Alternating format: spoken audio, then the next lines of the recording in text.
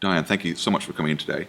GDP is one of those things we've all heard a lot about, but I think that many of us, including myself, probably don't know as much and certainly have learned a lot in reading your book. But is GDP really the best measure that we can devise? Is this the thing we should really be looking at? Well, it's a good measure for what it says in the tin, gross domestic product, a measure of economic activity in the whole economy. And it's what we need for the government to be able to do its fiscal and monetary policy and figure out that it's got things roughly right. It's not the best measure if you want it to do anything else. If you want to measure, for example, people's well-being, you'd at least start by taking GDP per capita, but you'd probably look at all kinds of other things as well that we know contribute to people's sense of happiness or well-being. So people really need to think more carefully about what they're using it for and not just get obsessed by its GDP, it's gone up 0.2%, so everything's okay. Many of the things you talk about in GDP, I think that we've got one measure of GDP. Are there more complex measures of GDP that we should be looking at? Sustainability and well-being, how would we incorporate all of those as well? There are really three separate things we want to try to measure.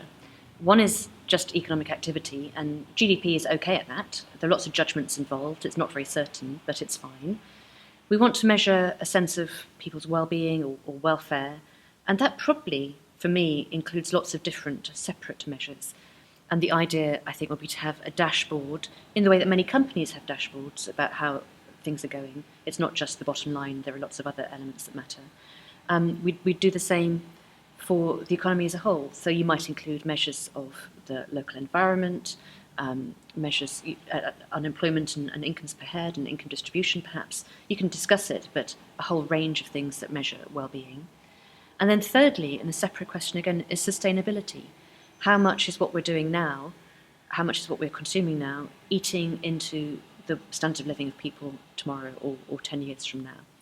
And to get that, you need to have some sense of a sort of balance sheet, how assets are changing, whether that's infrastructure assets or financial assets or natural capital. Diane Coyle, thank you so much for coming and speaking to us today. It's been a pleasure, thank you.